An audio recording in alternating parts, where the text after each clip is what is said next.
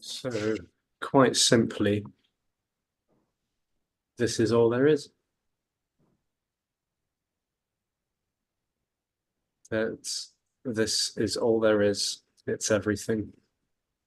Nothing to get, nothing to be gotten hold of, nowhere to be going, no achievements to be made, no improvements, and no one. No center, no position, no gravitational pull this way or that way, just total, radical, dimensionless aliveness. It's all there is. Boundless freedom. Energy is all there is. It's everything. Form and formless. It's just all there is. It's so utterly all-encompassingly simple. And exposure can seem to allow for some sort of resonance as this is all shared, but really this is beyond going and coming. It's beyond moving to and from. It's a sort of checkmate situation because it's just all what is. It's all complete. An unconditional completeness because it's never not been incomplete, and there's not any time anyway. So there's never even been a never even been. There's just what is. There's no never or ever or forever. There just is timeless immediacy. And of course, memories and ideas, planning, future and past orientated thoughts and appearances. It's all immediately what is. It's never not been. It can't even be never not been. It just is totally immediately this. And no other words can really seem to elaborate on that anymore. And there's no need to elaborate because it's so already free. And whatever happens, whatever apparently happens, is total freedom. Agreeing, disagreeing, resenting, resonating,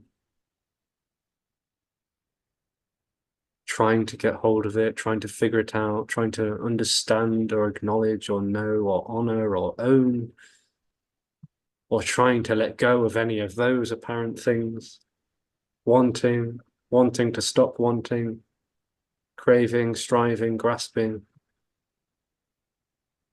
It's all freedom. There is only freedom. There is only freedom. It's it. That's it. It's so simple. No problems. Problem two is that it's just simply an appearance, and it's all empty and full. Totally full and empty.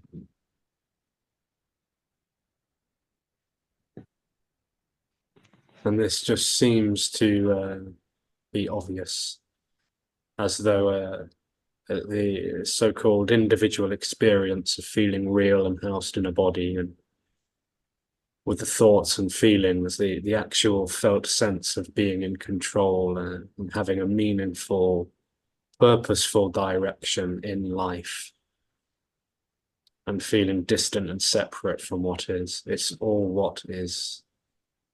But that can seem to soften for some bodies.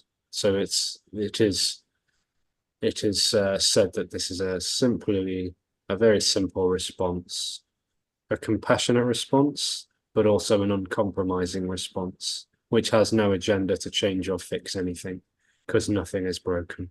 It's all already completion, unconditionally so.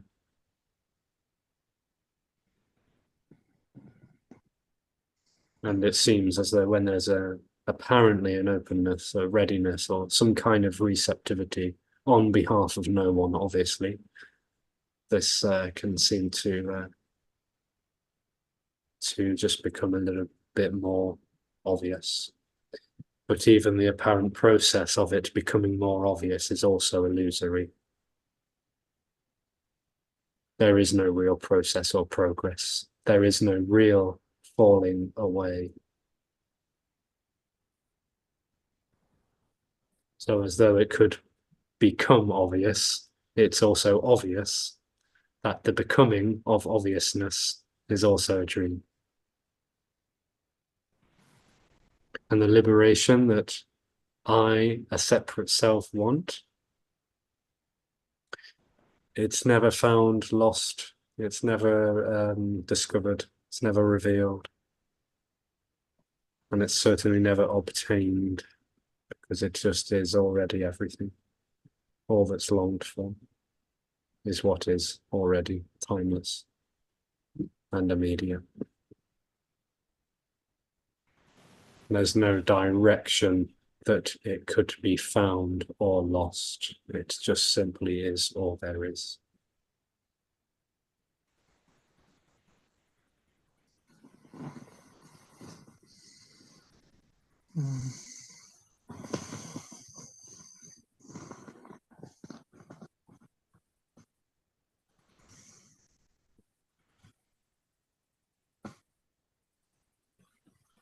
Hi, Alexis.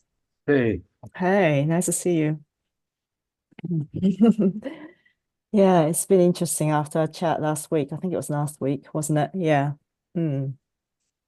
And when you questioned me about when I go to work, does it feel autonomous or does it feel like it's actually happening? I don't know if you remember that.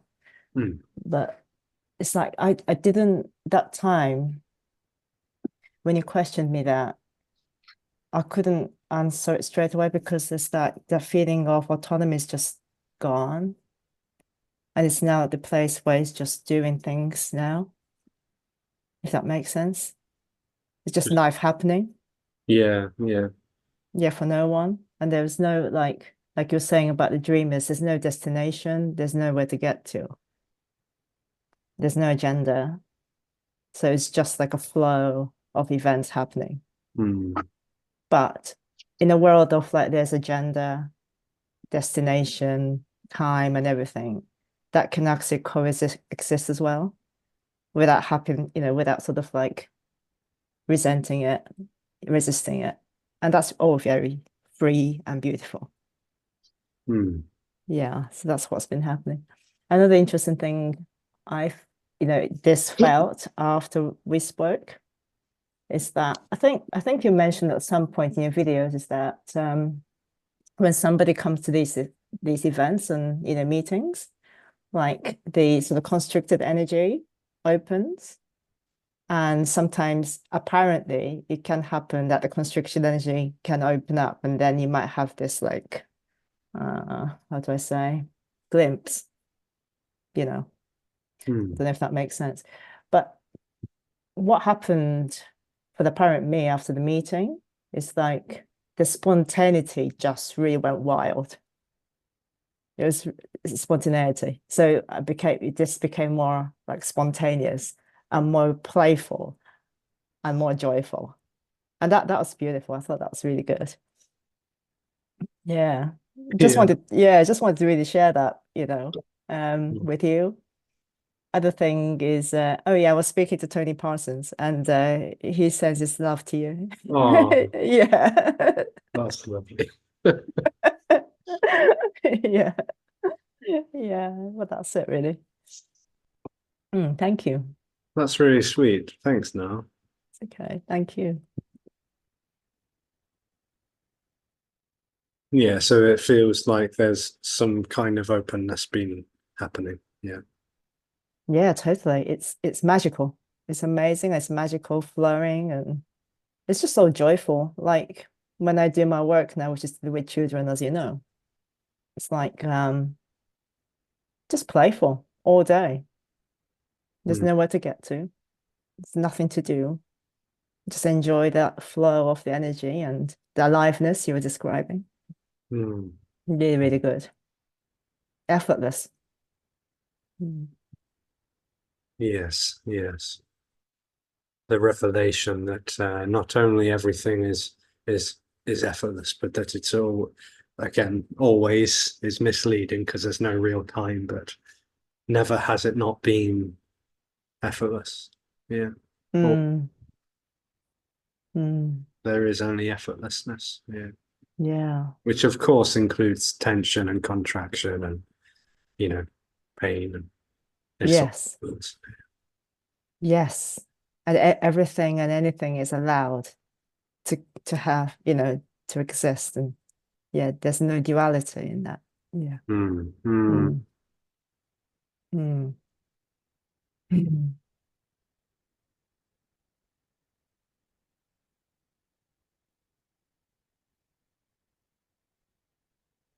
You need to unmute Tabeas. Right. I don't know the last lady's name. Sorry. Now, Now, Yeah. now. Mm, Hi there. Yeah, that's very beautiful. The point you point out of spontaneous play is kind of socialized out of the growing child, but there seems to be something precious about playful spontaneity, not just in its sort of endearing childlike uh, uh, nature that it reminds one of, but there seems to, I can totally identify with what Now said, that playful spontaneity and that freedom. Um, it seems to be a consequence of the gradual falling away of the blinkered, shuttered, constricting belief systems that we've all bought into, whether knowingly or not. And I think there's something precious about play that's lost in that appears to be lost, but spontaneity seems to be involved somewhere in that. What we talk about here, there seems to be spontaneity in play seems to have its role somewhere. I don't know if you've got any thoughts on that. well, it doesn't have a role. It just is what is. Yeah. It's not like a role because that would imply that it's got some sort of intention or meaning behind it, but it is Right. Yeah. just, yeah, but without roles and intention and agenda, yeah, spontaneity and play, can seem to happen. I mean, for this certainly, yeah, the spontaneity, the playfulness. Um, eh, yes, and as you say, the child that grows up in a story, the story of a child growing up into adolescence, teenagehood, adulthood, yes, can seem to become very serious very quickly, and very important and very rigid, and and this for many it seems just totally collapses. So yeah, spontaneity and play. I mean, spontaneity is all there is as well. Yeah. Yeah, you were. I remember the last Zoom you were talking a lot about how impossible it is to use any adjectives to realistically describe the experience or nature of reality, but the ones that you were willing to poetically allow included spontaneity, for example, and the unconditional love, perhaps, but spontaneity, yeah. I'm not quite sure why it seems to play such a role's the wrong word, as you pointed out, but yeah, maybe it's there's no longer something that's being constricted by a system of beliefs through which everything's being filtered on the inward sensory input and being filtered on the outward response of that apparent human. So there's none of that there. It's just you're flowing with the apparent flow. Yeah. Yeah, it's just flowing gracefully. Yeah. Yeah, it's all flowing and spontaneous. It's just there's no rules, there's no structure, there's no control, and there's no real time, so there's no real linear chronology. It's just That's real freedom though. I mean, that's really it's almost like unhinged. If it was seen as a mental illness, it would be utterly unhinged. yeah, Because it has been said before apparently, but this is a divine madness. yes. Yeah. Mad, bad, and dangerous to know. Yeah. Absolutely unknowable. Yeah.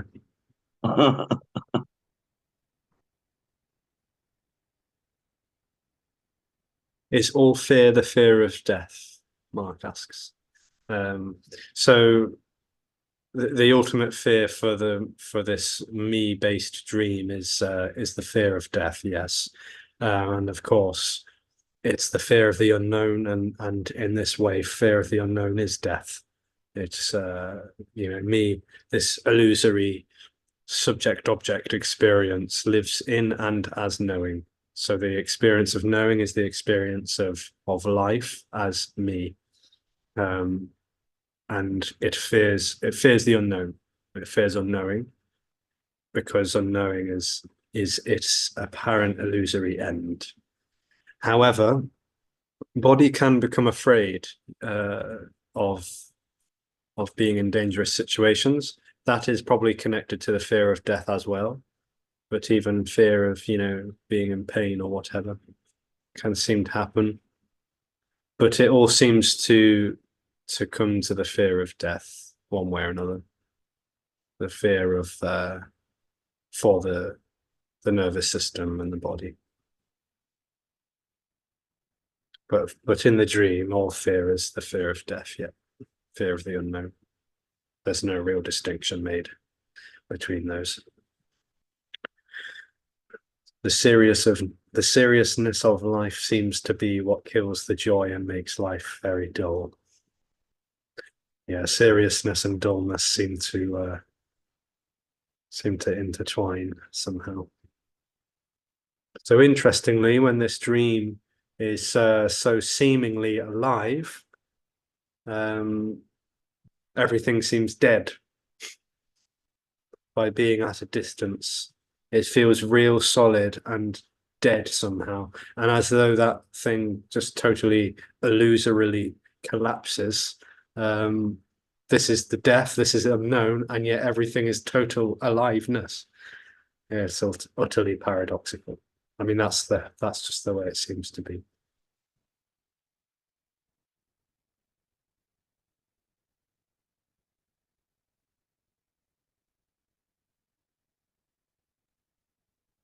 When you see, for example, something horrific on the news, is there a conditioned, is there still a latent conditioned response, like an antipathy or an unpleasantness felt when viewing that? Or is it too obviously unconditional love and nothing appearing as that, the conditioning can't exist in its place of that? Well, anger and fear, can still appear on behalf of no one. It already is appearing on behalf of no one. And unconditional love is all there is. So unconditional love appearing as anger, as sadness, as guilt, as irritation, as blame, neglect, remorse, all this stuff. It's all unconditional love because there's no real separation in any of that. But yeah, anger and stuff can still appear. This doesn't really tend to watch the news though. So. Is it going to vote? Who knows? I don't. I just can't imagine there being any way that you can reconcile the two of them. It's like you mentioned with anger still arising. That I was talking to somebody the other day who had an experience with another teacher where they'd argued, and I don't need to go into who it was, but they found it absolutely impossible to understand how anger, particularly, can arise for no one as a conditioned response. It seems so predicated upon an energetic rejection that has to be an I that exists is right. It seems to involve a belief in the existence of an I to be angry. So I really didn't understand how anger could still arise. Yeah, this idea that all anger will fall away and all emotions and feelings will fall away, like that are deemed unpleasant by me, will fall away when I fall away, is total dream stuff. You know, that what actually would fall away is the opinions about so-called emotions. You know, All right. So it would be, okay. I'd never thought of it like that. So you're saying on an absolutely just pure energetic level without any of the corollaries of thought or belief that would. yeah, there's no filter. There's no sort of trying to figure it all out, trying to navigate. There's no trying whatsoever. So when it's anger, it's just anger. There's no longer an issue with anger or sadness or aliveness. You know, it's just Kind of like a child, like a kid, like a little kid who just yeah, I get what you're saying. I hadn't thought of it like that. But yeah. There's no issue or agenda with emotions, thoughts, feelings, and perception and sensation. It's all just full on aliveness for no one. full on aliveness. Pedal to the metal. Full on aliveness. Yeah, yeah. This dream experience might conjure up an idea that when enlightenment happens, whether it depicts the me in that or not, when enlightenment happens, everything will be sort of smooth sailing, graceful, elegant, at peace, no sort of trouble or resentment like whatsoever, no sort of issues with anyone or anything. It's a fairy tale. Yeah, it's a fairy tale. Can relate to that because it's not that magical, really.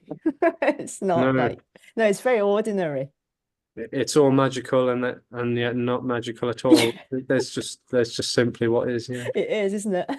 And you know, I'll just indulge you in this, that when this was sort of heavily enmeshed in Buddhism and yoga and stuff, it really thought that it had to be loving and kind to everyone, like, and I do mean everyone, like all of the politicians and the religious figures and like every sort of person that like total that was the idea of unconditional love, like the metta bhavana, for those who are familiar with Buddhism. You know, it's like just send loving kindness to absolutely everyone and then you'll be free from suffering.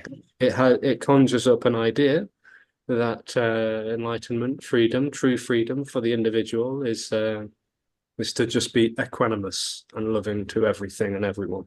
What it doesn't seem to realize is that no one's in that, and anger is just as much unconditional love as anything else. Yeah. But what I think what's happening here for the apparent eye is that anger rises, but it doesn't last very long. It's like the energy comes up and then just dissipates quickly. Exactly, yeah, because it's just got nothing to stick to. There's no Mm-mm. sort of hanging on, holding on, grudging. It's all everything, totally full on aliveness, and yet nothing to hang on to. Yeah, so what I find it really funny is that because like there's no attachment to anything anymore, you know, some people say to me, gosh, you're cold.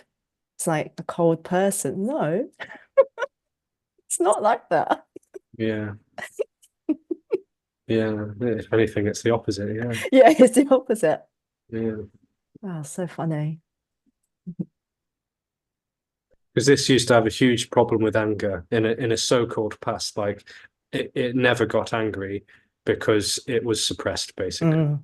It was like whenever anger arisen towards neighbors, towards friends who had fallen out with, or family members, or other people in the world for whatever reason. Yeah, there's like anger was thought of as a bad, unsavory thing that would contaminate the mind stuff. It's nonsense. Yeah, There's no, nothing wrong with anger at all. at all. That's right. Because I mean, culturally, I mean, we've been conditioned like that. Anger is a bad thing.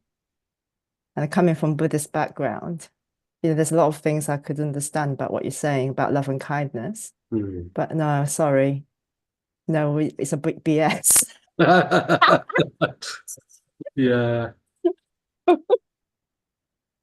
yeah. So Yeah, Patrice visualizing giving Hitler a loving hug after the bonkers notion that I perhaps was him in a reincarnation. Yeah. The just amazing stories. They're just absolutely fabulous in a way, and they're very innocent. There is a kind of innocence to it all.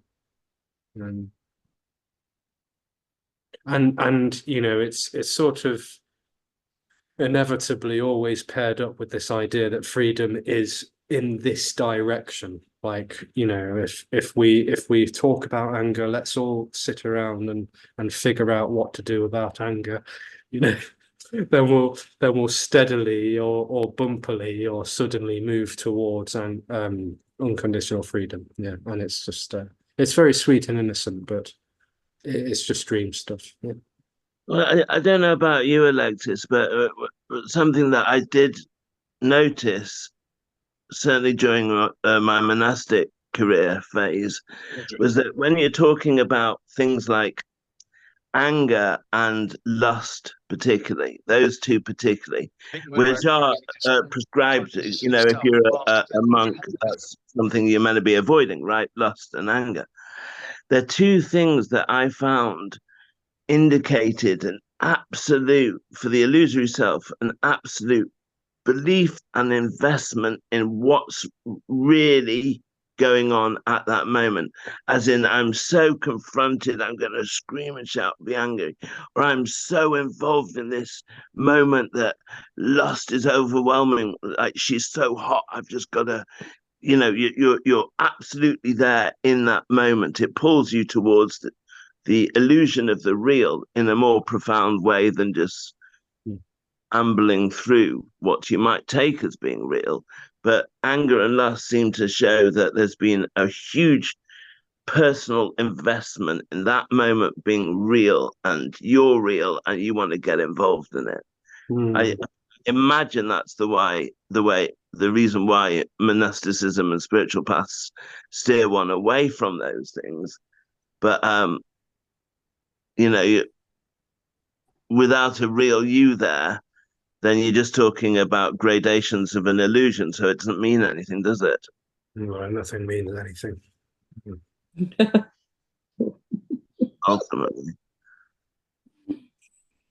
Maybe I can share something about anger, because at home, you know, there was such a conditioning about anger. We couldn't express anger, but you know, but we could see anger, though, you know. But I had this anger in a in a situation, but it's funny because it's hard to explain, because the anger arose, and I mean, anger expressed itself as whatever, you know. I was just like, well, then no, you know, because there was no one expressing that anger, just screaming, and you know, and then whoop, nothing else, you know. The anger had dropped totally, and that is the beauty, because it's arising and disappears, and wow, it was such a beautiful thing. Even if, like my sister, she said, "Oh my God, you're crazy! If you don't stop, I'll leave." I said, "Well, leave." And you know, there was not any shame, nothing, just the appearance of anger, and that's it, you know. There was no me saying, "Oh, I will get anger," and you know, the story's going stronger and stronger, like just Tobias said. But no, it's just arising, simply arising, like spontaneously. And my question, Alexis, is, it's like this for everything. It's like this for everything. Just, I mean, spontaneously arising, and that's it. Yeah, there is only spontaneous, free-flowing, pure, organic, radiant aliveness. Yeah, for no one. Like it's appearing and, well, Boom. that's it. Boom. I guess the me cannot imagine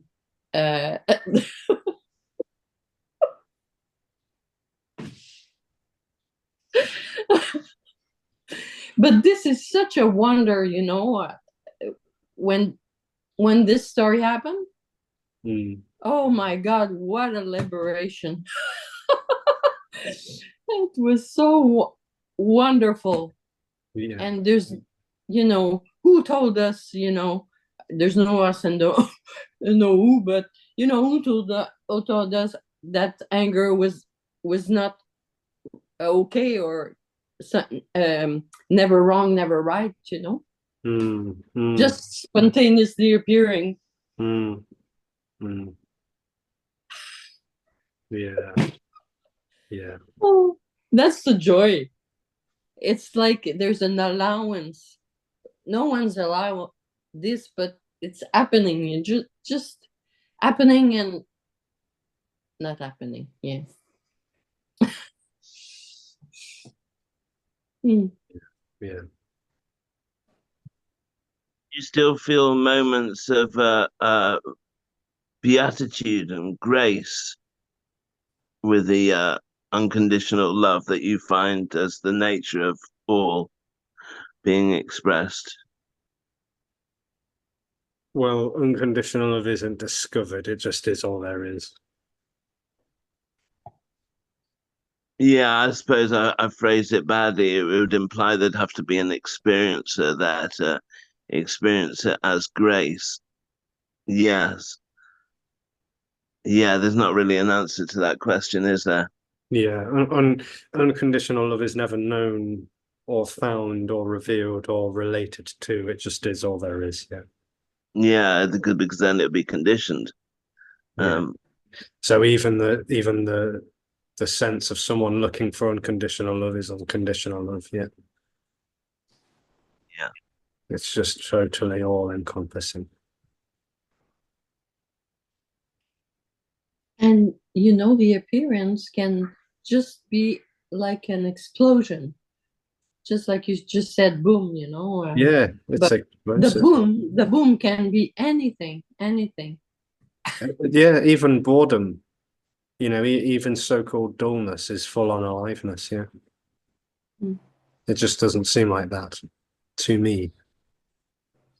Oh, no. Yeah. Go ahead, Anita. No. Oh, it's all right.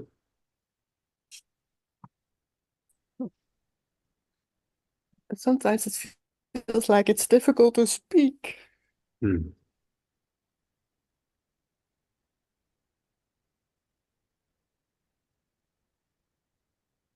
That's okay.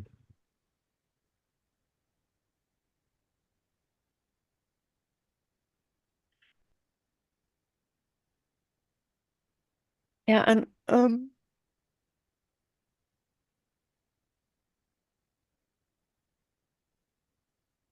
it's nice to hear those stories, experience about angriness.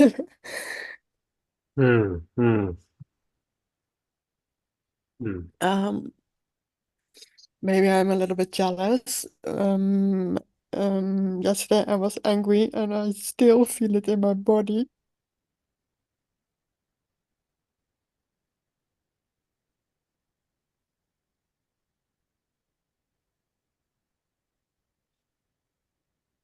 Yeah.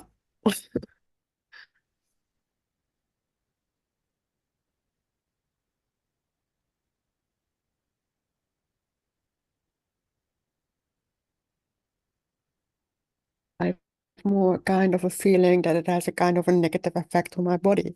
But maybe that's because I'm still holding the angriness.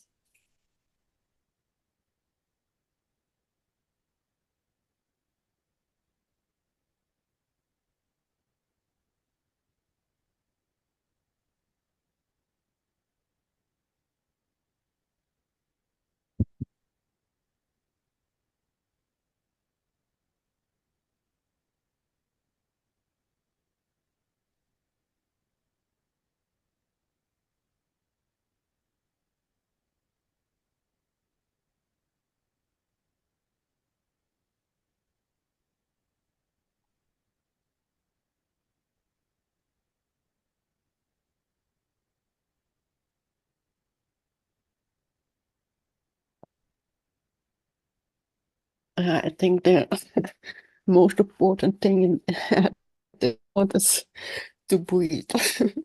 Mm. Yeah. Thanks.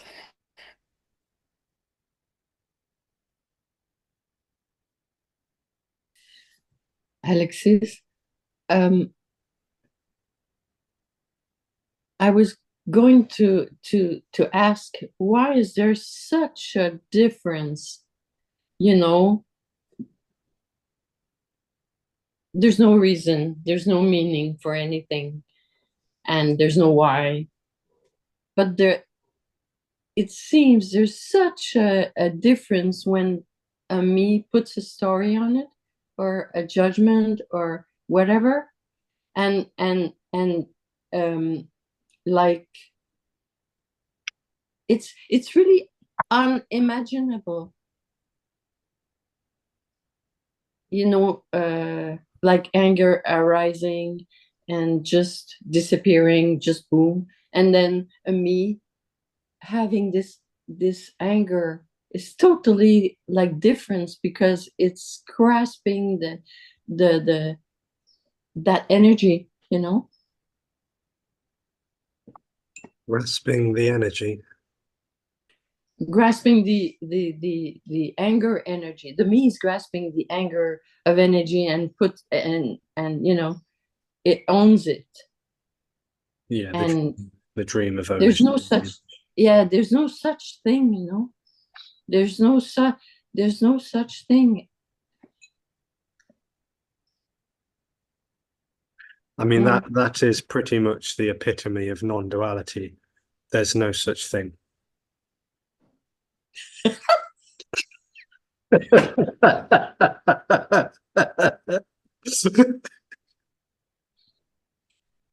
You know, it's pretty much sums it all up. A whole lot of nothing. Whole lot of nothing, yeah. You know, the what you said about it being different when there's a story about anger and my anger and pushing anger away and trying to work it out, this and that. That's so the story. That what? That is also a story. A story, yes, yes. The story yes. about how things are story. different when there's a story is also a story. Story, yeah. There's no real there's no real everything is a story. Well, No? there's no real difference or sameness. There's no real two. Yeah. Yes, that's what I was saying. It's unimaginable Yeah. for the me, Yeah. the Yeah. illusory me. Yes.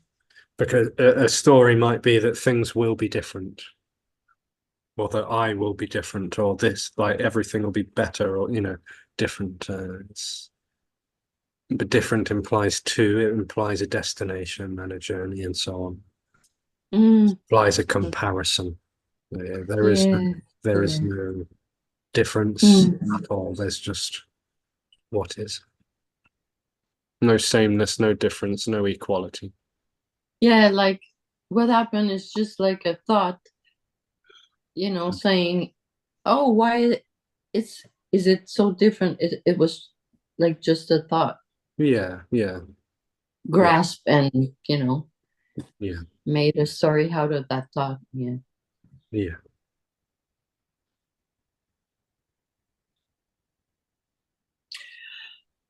Did I tell you that I love this non-message? Once or twice. It's incredible. Oh, I love it so much. Okay. Thanks. I love you. The sense of looking for something better to do is the seeking. Yes, it certainly sounds like it. The sense of looking for something better, the sense of looking for something better to do, the sense of looking for somewhere better to be, and the sense of waiting for something to happen that will be better. It's all about me going somewhere, a projected destination that isn't real.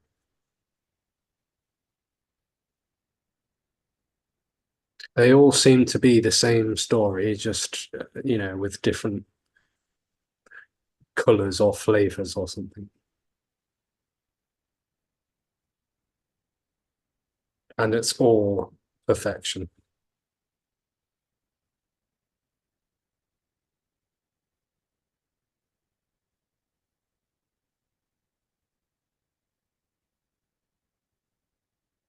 So much mental energy expended by the individual on exploring possible outcomes in the future and projecting the self into there, and think even fantasies or situational explorations, and in the past as well, of course. But that, I mean, obviously that falls away with the me.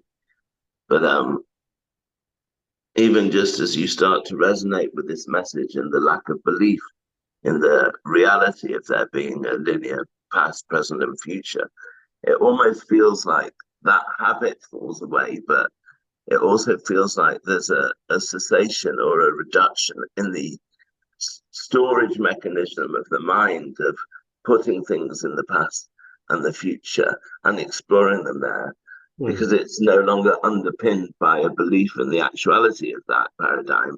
It seems to stop happening, which is something odd that I've noticed. But I presume it stops totally when you when there's no longer a me there. But when it stops happening, when me is no longer there, is also a story. And the mental energy that it seems to take is also a story. There's no real moving, coming, falling, gathering, integrating, disintegrating. There's no real process in any of that. Oh, of course, I'm trying to reframe the natural reality and the illusory, aren't I? That's what. You're trying to sneak in through the back door or something. Yeah, you caught me, mate. You caught me. Busted. No, but it's such a it's the way. Look at that. I mean, it's an example of the natural tendency of the mind of when it doesn't understand what's presenting it, it's trying to squeeze it into its own more usual paradigms of and axioms of thought, so it can deal with it. But it just doesn't work. You know, it's a different set of. You're talking about putting something boundless and infinite into a structured sense of the real, in inverted commas, and it just don't fit. Well, it's just boundlessness appearing as a story about constriction or restraint. Yeah, you know, tiredness and wakefulness are both just what is. It's all energy. So the idea that this body is more energized and that body is less energized, but it's just all energy. Tiredness and wakefulness, it's all energy. There is only energy. Yeah, sorry, silly basic question I've just not asked before. What's the inverted commas experience of states of sleep for you now, or for Alexis? It's very simple and ordinary. So sleep just seems to happen. Dreams just seem to happen. Deep sleep seems to happen. Yeah, yeah, yeah. That was a very ordinary answer then. Were you looking? I don't hover like a few inches off of the bed or anything. Hovering. That would save some time doing the laundry and stuff, but it doesn't seem to happen. But I will tell you though, like again, it is just a story, and it's not like this would happen for anybody else. But this body does seem to need sleep, but just a little bit less, just a little bit. Like it used to seem to need like 9 hours a night, and now it's like 7 or 8. It will do. I don't know whether that's actually, you know, even correlating at all. but there doesn't seem to be as much of a need for like long sleep, because 10 hours would have been easy. Like I could easily sleep 10 hours, and now it just like doesn't seem to need that amount of time to sleep. So that is a slight difference that seems to have happened, but it's not like that's going to happen for any other body or whatever, because there are some bodies that get by on 6 anyway. So you know what I mean?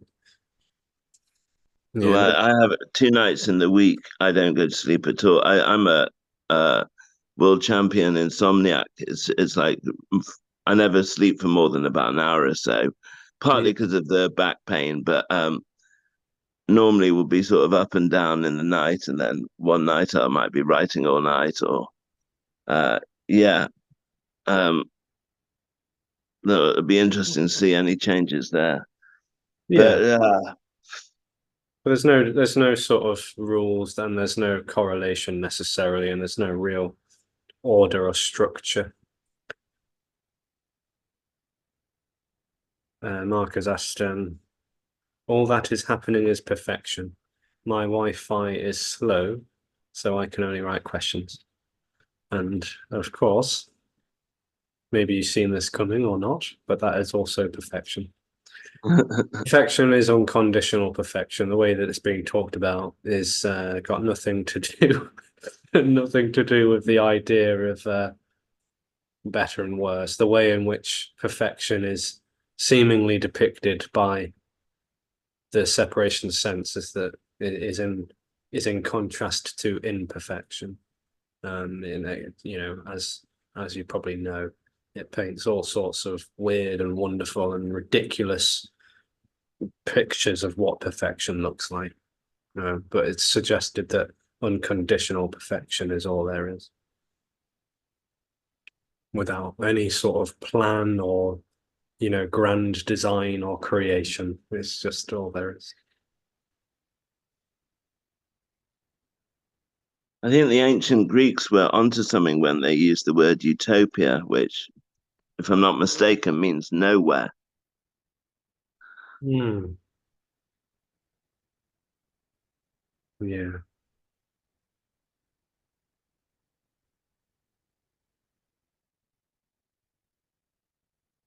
Yeah, the dream of separation tends to create a utopia of a projected destination where everything will be better, i.e., the kingdom of heaven.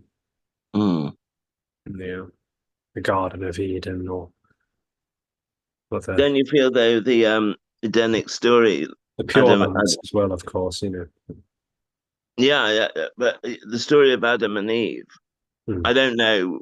This is just my pet theory, but it's a story about non-duality. Like if he's going to eat the fruit of the knowledge of the difference between good and evil, they Yes. find that they're naked before God, and they don't have to clothe themselves in their personality. Yeah, So that fig leaf, I feel, represents the clothing of an identity, of an egoic structure, and then fuck off out of paradise, It definitely seems to be very on the money. I think that's what it means. I've never heard. I was raised in a Jewish background, but they never let me study Kabbalah, which is why I left Judaism when I was about 17, because I wanted to really know about the nature of things, and they pushed me away from it, pushed me away from it. But I Yeah, believe it. when the energy feels confined to a body, then self-awareness seems to develop, and knowledge being the distance between subject and object. Shame begins to set in, and out of that, a seeking to get back to a natural reality. It is the God. It is Adam and Eve. Yeah, the discovering the fruit that bears knowledge, and then shame develops, and then there's a feeling of being separate from the Garden of Eden, and a longing to get back in.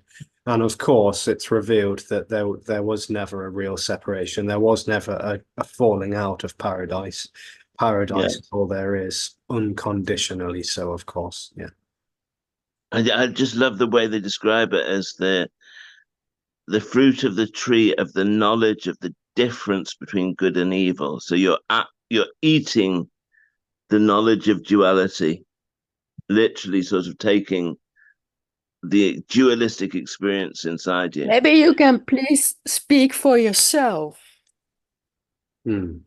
Well, Well, like I was saying that's my own belief of what it means.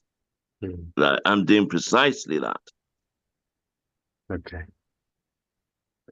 Well, what seems to happen is knowledge and duality are, knowledge is duality. Yeah. Yeah.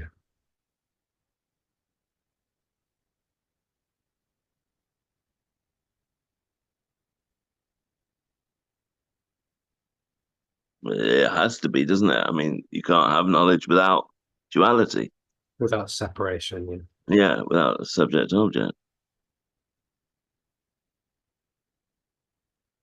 Well, here's my question. If this is so apparently this, why did I have to be told about it? Why didn't I know about this all by myself? Why did I have to hear it from someone else? It seems like, well, I should have known that. Why did I have to wait 70 years, have someone say it, and me go, oh, yeah, of course. Well, you didn't. You know what I'm saying? It's a tad ego wounding that someone had to tell me. I'm like, you know what I'm saying? It's like there was this authority that gave me information that I was lacking. Part of me is like, well, I don't know. That doesn't sit well with my ego. Well, you didn't have to wait for this, you know, and you didn't have to be told anything. That's the revelation, that no one ever had to be told anything or find anything out. That, you know, there's no rules and there's no necessity. Alexis, my love. Alexis, my darling.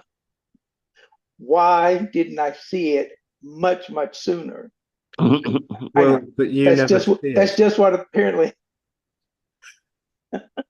You never see it. I have to say that saying when it's seen, I mean, you know, you may have noticed or not, this doesn't tend to say when it's seen. It's totally misleading. No one ever sees non-duality. No one ever sees natural reality.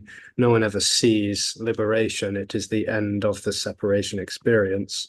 So in a way, it's the end of seeing as a seer. It's just totally all there is. Words are awkward, and so of course they're going to be dualistic by nature. But I feel like I've heard this rumor, beautiful rumor, great rumor, love this rumor, but it's not my experience. It's not something that I know. Again, I'm using a word that's very clumsy, but it's not something that I come from a viewpoint of non-duality. I don't come from that viewpoint. So I'm thinking, well, I'm just hearing information, all right, but I'm not knowing the information. It's not resonating fully. So it's more like just a rumor. It can seem like a nice rumor. That all there is what is. It's all this and it's all freedom and there's no real yeah, it can seem like a rumor, you know, and yeah, that can seem to be the way it's interpreted by when a separation experience apparently hears it. That can seem to happen for some bodies, yeah. But sorry about this, but non-duality is not a viewpoint either. There's no point, there's no position, there's no center, there's just spontaneity. The whole position and point also collapses, apparently. But you're communicating, you're using words that are communicating. Communication is simply happening as a natural response to what's appearing.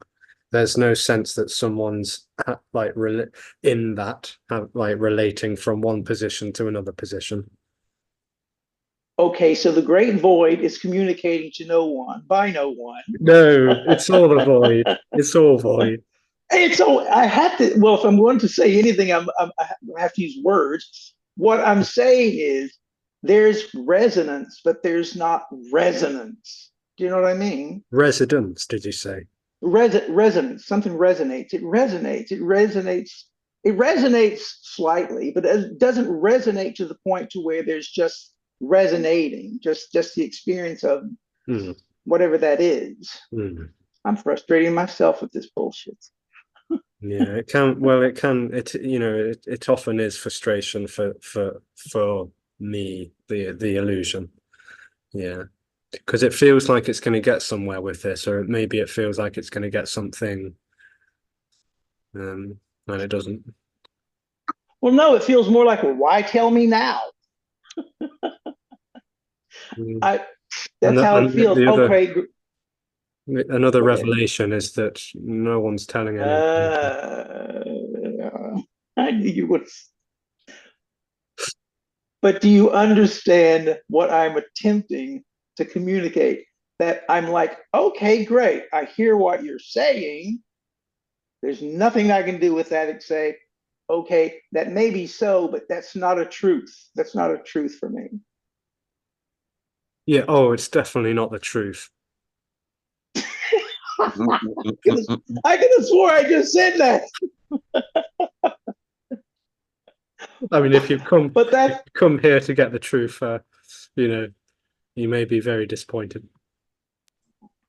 it's okay. All right. I'm like, okay. Thank you, Alex. So all truth and falsity seems to be subjective, personal. It all seems to be a thing that someone apparently relates to. This isn't talking to anyone or anything. It's not talking from someone or something either. There's just So it's an unknowable truth. It cannot be known, correct? I wouldn't call it truth. I just say it's unknowing, and it just is unknowing. Yeah, it's just unknowing. It's a spontaneous utterance that seems to spill out of absence of position, and as it's apparently speaking out of an absence of position, it's not talking to a position either. It's not registering that someone is hearing this, or that it's not talking to a someone, because So why don't I unknow that?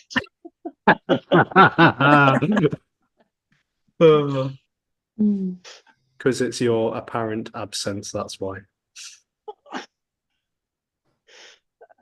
And it's just what apparently is happening, I assume. And also there's absolutely no desire to change or fix that. Well, maybe not by you. But over here is a totally different thing. Well, and that's also unconditional freedom. I love you, Alexa. Thank you. Bye. I love you. Yeah, no one's loving no one. There is just love.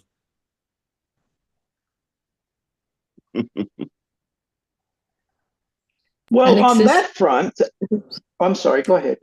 No. Go ahead, Jack. No. Oh. Well, I was going to say without the filter, because the filter definitely doesn't seem to be there. I've become a right bastard.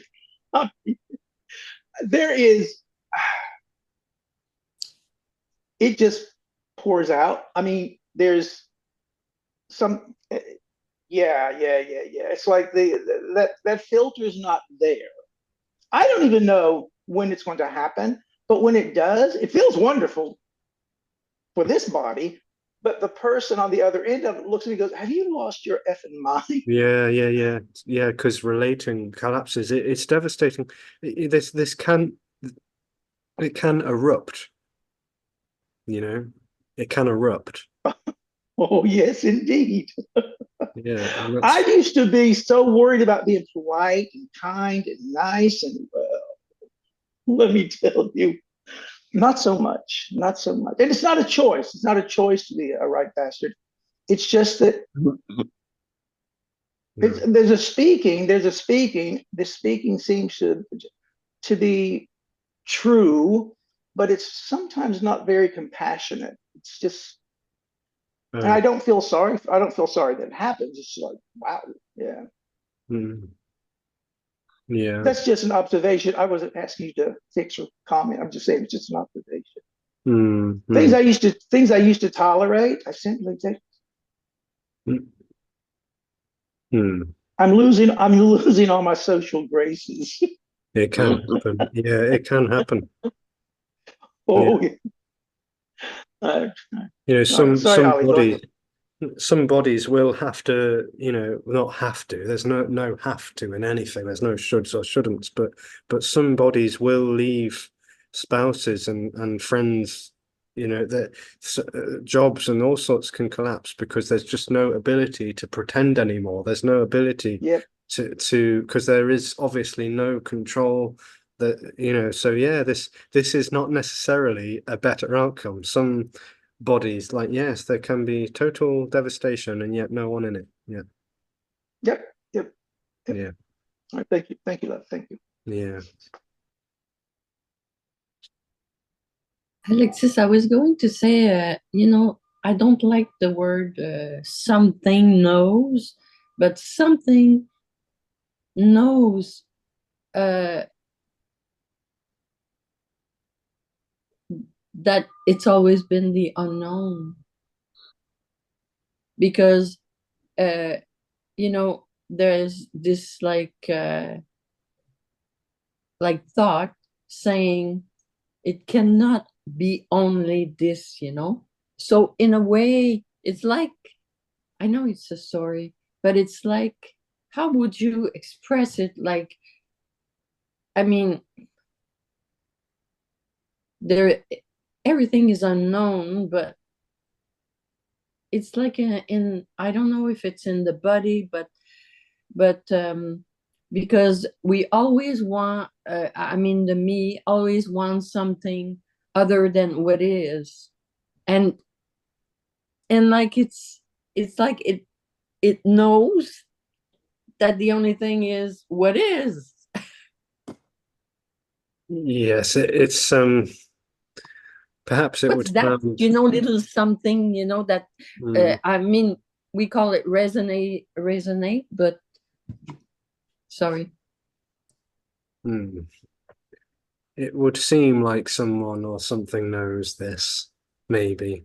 It actually has got nothing to do with knowing, of course, but it could seem like an intuition, like almost like the body remembers. You know, it can seem like that. Oh, okay. Well, you know, when people say it's coming home, homecoming, you know, Jack said that the other day, it's like a homecoming. There feels like a coming home to what is already freedom. And you know, and it can seem like a click, like this just clicks.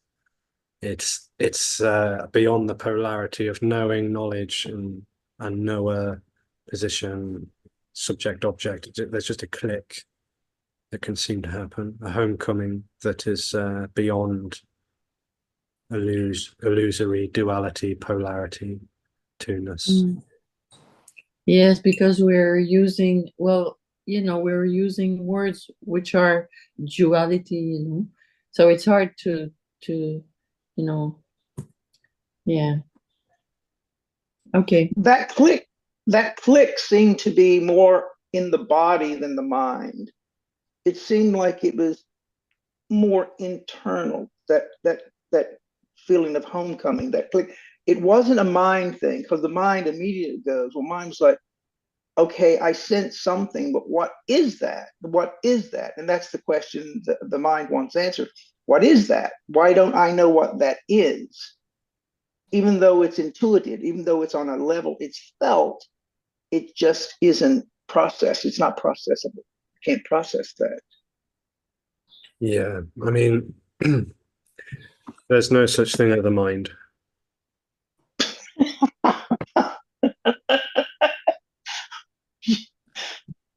Okay. Well, look at the time. I simply must be going. Yeah, so perhaps we'll leave it there. But yeah, homecoming is just simply all there is. Yeah, there is Yeah, undescribable. indescribable home. Yeah, yeah, home is all there is, including the looking for it or the trying to go home is also home. Much love.